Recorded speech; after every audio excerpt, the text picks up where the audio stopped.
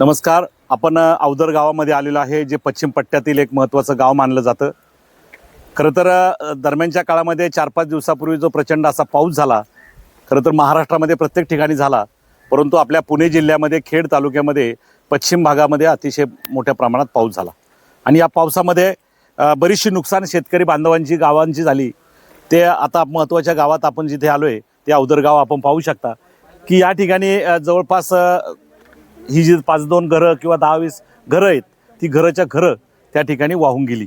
आपण पाहतोय की सगळा भरलेला संसार उघड्यावर पडला, नव्हे तर सर्व संसार पाण्यामध्ये पाणीमोल झाला, मातीमोल झाला.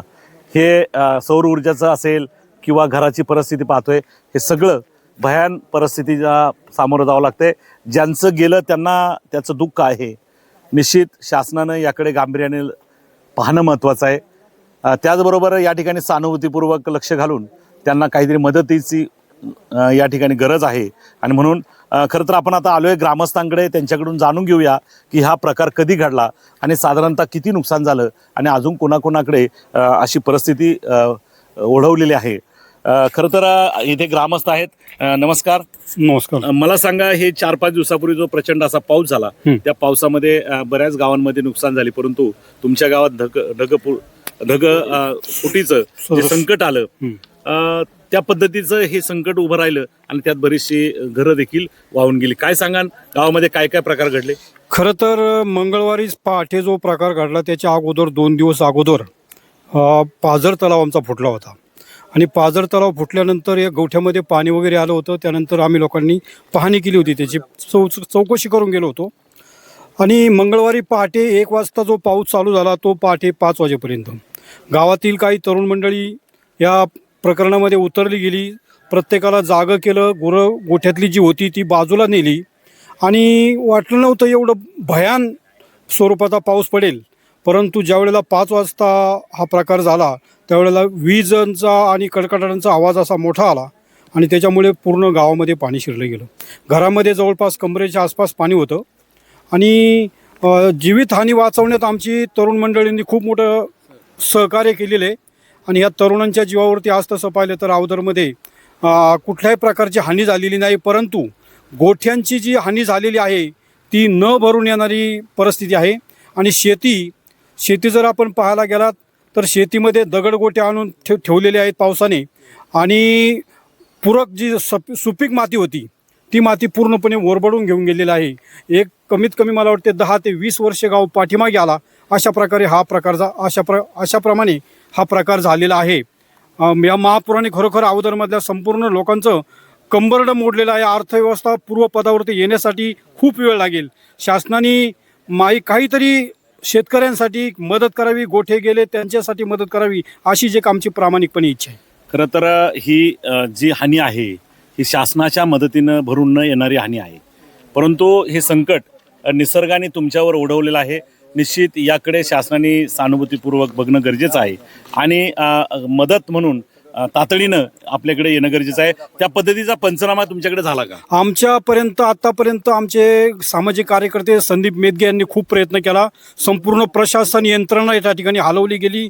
दुसऱ्या दिवशी तलाठी, सर्कल, सभापती, उपसभापती, तहसीलदार, जिल्हा परिषद सदस्य, पंचायत समिती सभापती सगळे लोक आले, सगळे पाहून गेलेत. परंतु पंचनाम्याचं काम मला वाटतं आता चालू आहे.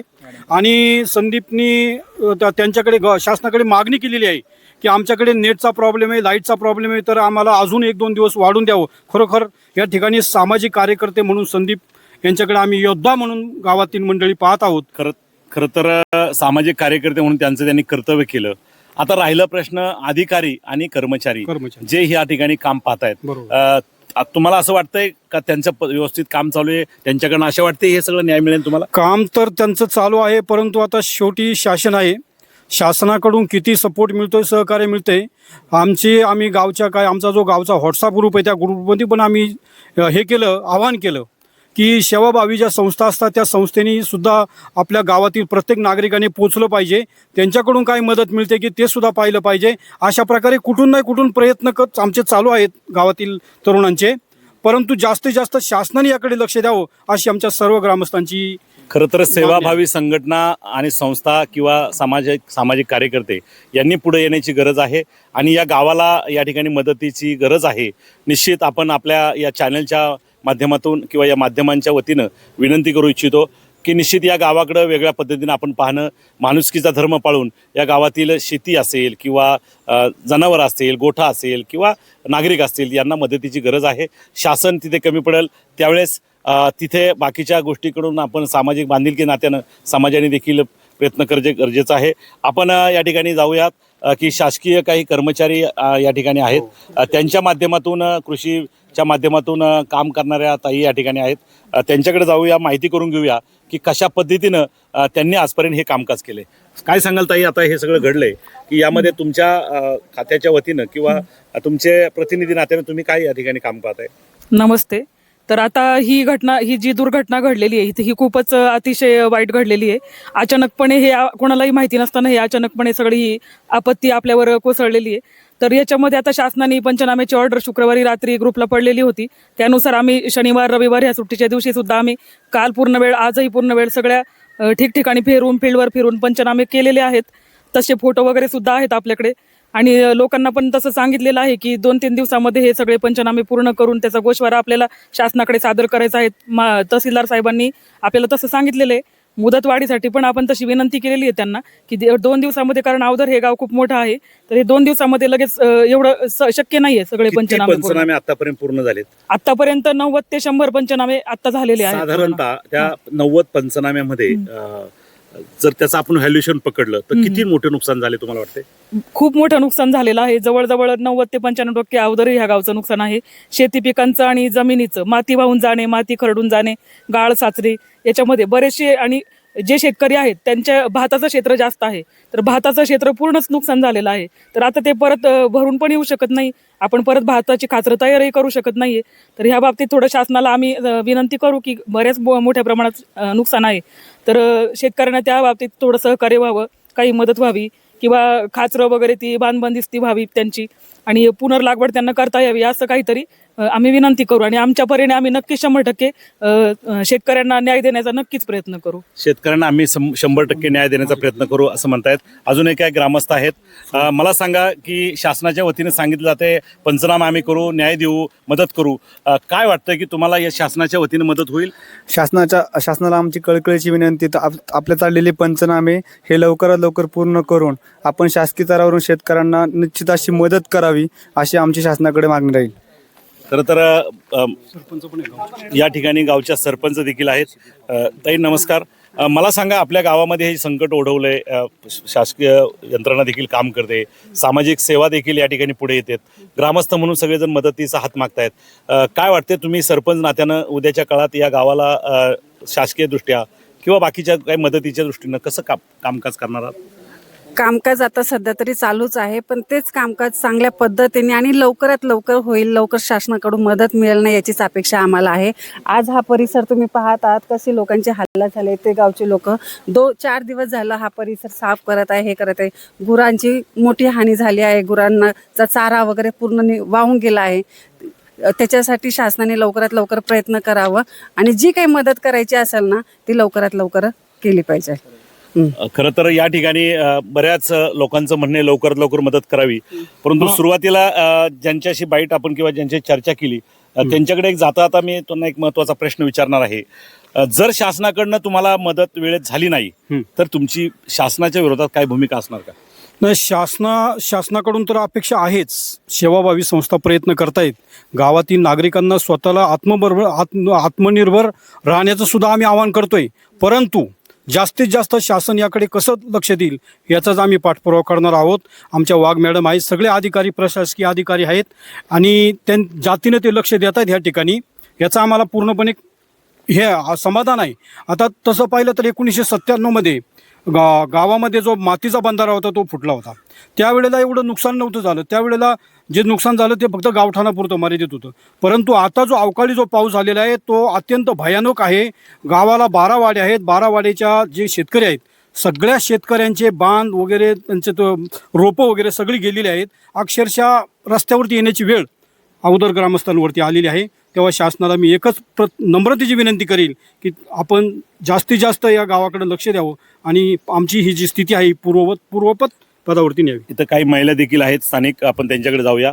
ताई, मला सांगा, कशा पद्धतीचं हे संकट तुमच्यावर म्हणजे एकाएकी ओढवलं गेलं, काय सांगाल? म्हणजे नेमकी ती रात्र किंवा तो पाठ कशी होती? ती रात्र म्हणजे आमच्यासाठी एक काळ रात्र होती, वैऱ्याची रात्र, की आमचं म्हणजे देवाचे काहीतरी आम्ही पुण्य केलं असेल म्हणून आम्ही वाचलो, आमचे जीव वाचले किंवा आमचे जनावर वाचले एवढंच आम्ही म्हणतो. कारण आज तुम्ही बघता ही परिस्थिती, आम्हाला आमच्या जनावर बांधायला जागा नाहीये किंवा आमचे संसार पूर्ण उघड्यावरती आलेले आहेत की आम्ही करून खायचं कसं आणि राहायचं हे आम्हाला कळलं. तर आमचं म्हणजे एवढंच हे की शासनाने याची दखल घेऊन आम्हाला पुन्हा उभं राहण्यासाठी काहीतरी मदत करावी. खरं तर हे संकट ओढवत असताना एकाएकी हा जो पाऊस झाला, नद्या ओढ्यांना नाल्यांना पूर्ण पाण्याने तुडुंब झालं. त्यावेळेस प्रश्न पडला होता की आपण आता यातून कसं वाचायचं.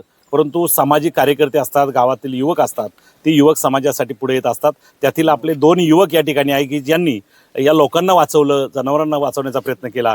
एका अर्थाने देवदूत म्हणून ते पुढे आले. आपण त्यांच्याशी चर्चा करूया, माहिती करून घ्या. नमस्कार, मला तुमचं नाव सांगा. अक्षय सईद.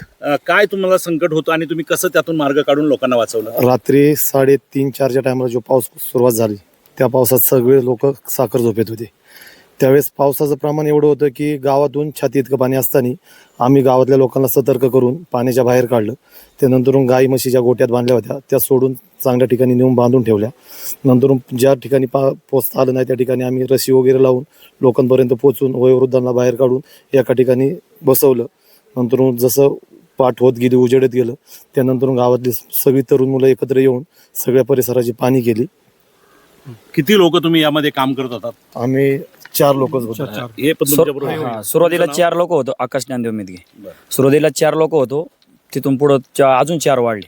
त्याच्यानंतर मग जरा थोडंसं बरं झालं आम्हाला, आधार आला. पहिली मग आम्ही जनावरं बाहेर काढली आणि जनावरं काढल्यानंतर सगळे एक असे आळीनुसार माणसं उठवीत गेलो. त्यावेळेस पाणी वाढत होतं. वाढत त्यावेळेस तुम्हाला असं वाटलं नाही की आपण हे सगळं करतोय, कदाचित आपल्यावर देखील काही संकट येऊ शकतं, अशी भीती वाटली? नाही. डायरेक्टली तुम्ही भीती धाडसाने पुढे आलात? हा, भीती केव्हा वाटली, संपूर्ण माणसं सगळी एकत्र आली, सगळी निघून आली बाहेर, त्याच्यानंतर भीती वाटायला लागली. मग आपण काय पण- करत होतो हा. आणि काय केलं हे आम्हाला जाणवतच नव्हतं. म्हणजे आम्ही काय करतोय, फक्त आमच्या डोक्यात एकच का माणसं बाहेर काढायची आणि जनावरं बाहेर काढायची. बाकी याचा आम्ही हेच नाही केलं, विचारच नाही केला बाकीचा. हा, याच्यामध्ये साहेब, याच्यामध्ये महत्वाचा मुद्दा हाच आहे की आकाश याचा स्वतःचा गोठा, या गोठ्यामध्ये जवळपास 30 ते 40 टन तुझा मुरगास वाहून गेला. 30 टन तिकडे न वाहून लक्ष गेला. देता मी त्याचा सामाजिक विचारच कार्य- नाही केला. मला सामाजिक- फक्त माणसं वाचवायची होती. माझं मटेरियल गेलं तरी चालन, फक्त माणसं वाचवायची होती. खरं तर स्वतःच जे मृगघास आहे किंवा जे काही घरातील वस्तू आहेत त्या जरी वाहून गेल्या, त्यामध्ये आपल्याला लॉस होतोय किंवा ह्या सगळ्या गोष्टी घडतायत, तरी परंतु त्याकडे न पाहता समाज वाचला पाहिजे. समाजामधील काही जनावर असतील किंवा ग्रामस्थ असतील, त्यांची अडचण दूर व्हावी याकरता ही सगळे तरुण युवकांनी पुढे आले. आणि खरं तर जो बंधारा फुटला तो वेळोवेळी ग्रामस्थांची तक्रार होती की तो बंधारा व्यवस्थित करावा.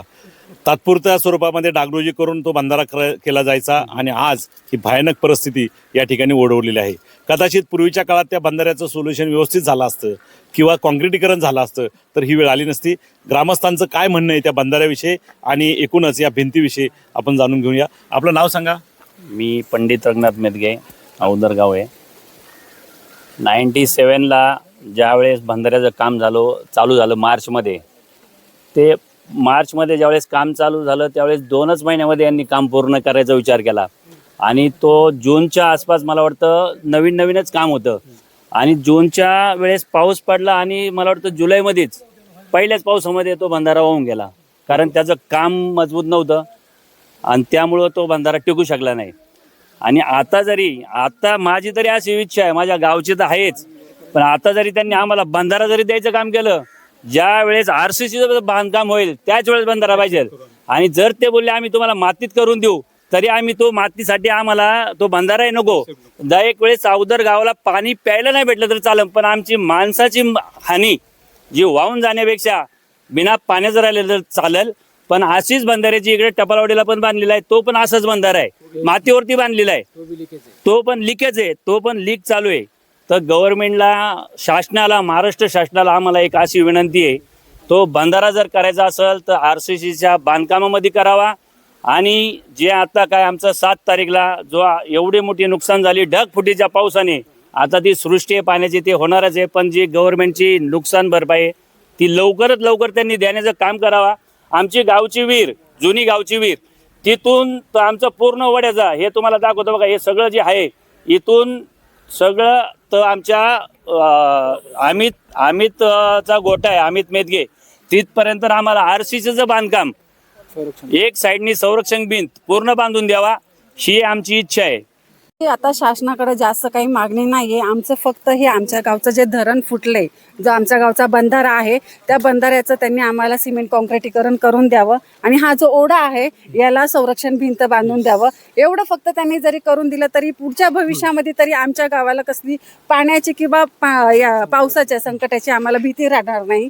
म्हणजे आमचं गाव तेवढा तरी सुरक्षित राहील एवढीच आमची अपेक्षा आहे. आणि आता जी शेतीची जी हानी झाली आहे, जी गुरांच्या चाऱ्याची हानी झाली आहे, त्याच्यासाठी जी आमची आता वाघ मॅडम ज्या प्रयत्न करतात ते फॉर्म भरू याच्या त्याला पंचनाम्याच्या, त्यांना लवकरात लवकर हे होऊ द्या, प्रयत्न येऊ द्या, बस यश होऊ द्या. पुन्हा एकदा जाता माध्यमांच्या समोर मी विनंती करेल की खरं तर या गावामध्ये जे संकट आले त्या संकटाकडे माणुसकीचा धर्म म्हणून आपण पहा.